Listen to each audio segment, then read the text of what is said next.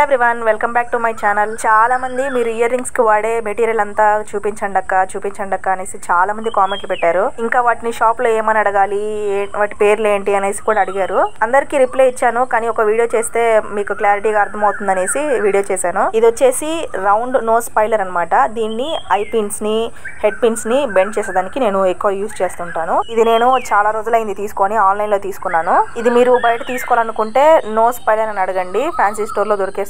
Next వచ్చేసి ఇదన్నమాట, ఇది కటర్ అనమాట. ఇది ఐ పిన్స్ ని ఇట్లా హెడ్ పిన్స్ ని కట్ చేయడానికి ఎక్కువ యూజ్ చేస్తాను. దీన్ని వచ్చేసి కటర్ అంటారు. ఇది కూడా నేను ఆన్లైన్ లోనే తీసుకున్నాను, మీకు బయట కూడా దొరుకుతుంది, స్టేషనరీ షాప్ లో అడిగితే దొరుకుతుంది. నెక్స్ట్ వచ్చేసి సిజర్ అనమాట. ఈ సిజర్ నేను చాలా వాటికి, క్రాఫ్ట్ కి, పేపర్ క్రాఫ్ట్ కి, ఉలన్ క్రాఫ్ట్ కి అన్నిటికీ యూజ్ చేస్తాను. కానీ జ్యువెలరీ మేకింగ్ అయితే ఈ సిజర్ ఎక్కువ యూజ్ చేస్తాను అనమాట.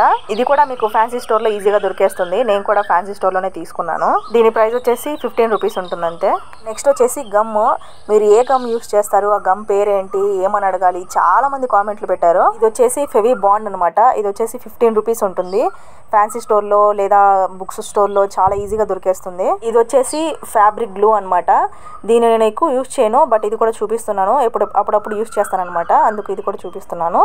ఇది ఫ్యాబ్రిక్ గ్లూ అంటే ఇస్తారు. ఇది కూడా నేను బయట స్టోర్ లోనే తీసుకున్నాను. అండ్ నెక్స్ట్ వచ్చేసి నా ఫేవరెట్ B7000 గ్లో.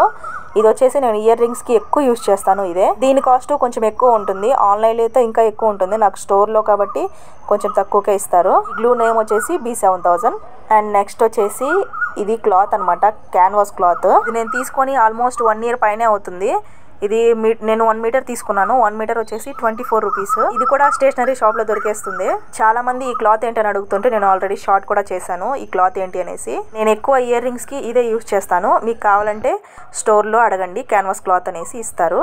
నెక్స్ట్ వచ్చేసి ఇదనమాట, ఇది OHP షీట్ అనమాట. ఇందులో వచ్చేసి 2 టైప్స్ ఉంటాయి, లావు ఇంకా సన్నగా అనేసి.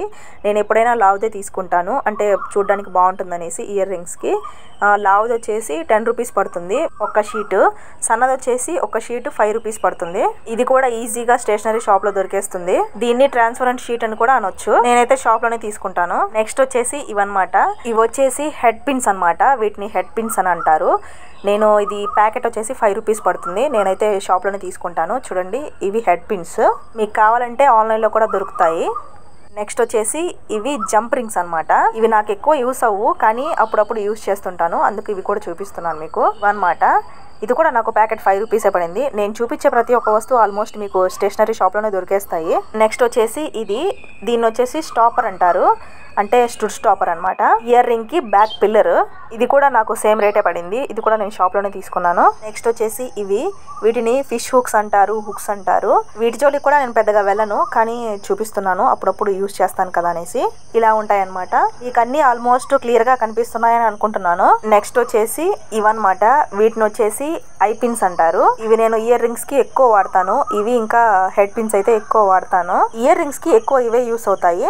అండ్ నెక్స్ట్ వచ్చేసి దీన్ని ఇయర్ రింగ్ బేస్ అంటారు, ఇంకా ఇయర్ రింగ్ బ్యాక్ స్టుడ్ అని కూడా అంటారు. ఇవన్నమాట. ఇవి కూడా సేమ్ నాకు ప్యాకెట్ 5 రూపీస్ పడింది. ఇవన్నీ మీకు కావాలంటే ఆన్లైన్ లో కూడా దొరుకుతాయి, మీరు చూసుకోవచ్చు. లేదు ఆన్లైన్ లో రేట్లు ఎక్కువ పెట్టలేమనుకుంటే షాప్ లోనే తీసుకోండి. ఫైనల్లీ వీడియో ఇదనమాట. ఇయర్ రింగ్స్ చేయాలంటే ఇన్ని ఐటమ్స్ ఉండాలి. మీకంతా ఆల్మోస్ట్ అర్థమైంది అనుకుంటున్నాను. మీకు ఇంకా ఏమైనా డౌట్స్ ఉంటే నాకు కామెంట్ చేయండి, నేను రిప్లై ఇస్తాను. ఇయర్ రింగ్స్ చేయాలంటే కంపల్సరీ ఇవన్నీ ఉండాలి. మీరందరూ అడిగారని వీడియో చేశాను కదా, సో లైక్ చేసి ప్లీజ్ నా ఛానల్ సబ్స్క్రైబ్ చేసుకోండి. ఇంకొక వీడియోతో మళ్ళీ కలుద్దాం.